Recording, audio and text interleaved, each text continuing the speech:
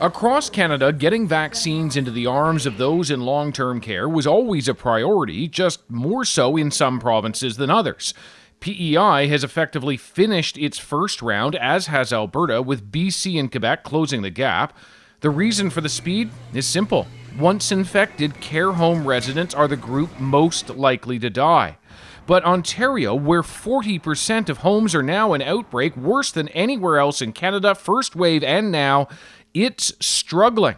So the province is switching gears. We're accelerating vaccinations from our most vulnerable seniors.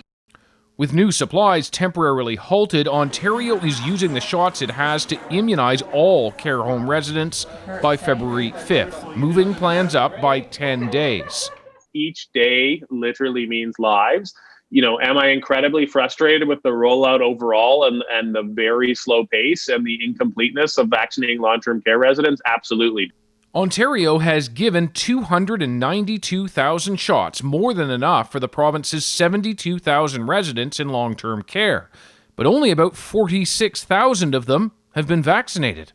Now they become the priority, and this document released last week may be a factor why.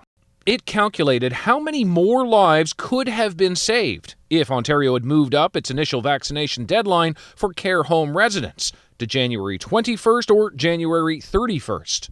I think it would have made a significant difference with many of the residents. Brian Graham's mom, Bernice, died last week after the COVID variant swept through Roberta Place long-term care. The shot came too late for many. A third of the residents are now dead, virtually all of them infected, leaving this doctor working inside stunned. And the sense of loss every day is just really extraordinary. I mean, the staff don't have time to grieve. It's so hard. And why is it, David, that some provinces are so much further ahead than others?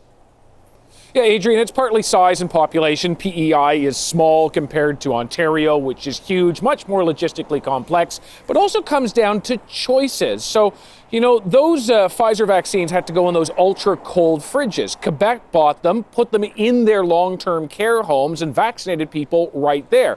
Ontario bought them, put them in hospitals. And because of that, it was a little harder to get them into long-term care homes. You'll also remember that Pfizer changed its advice back on December 18th, said they don't have to be in those ultra-cold freezers. You can take them out for about 5 days. And Quebec adapted really quickly. Ontario, though, was a bit slower. That's kind of how we are where we are. All right, David Common in Toronto. Thank you, David.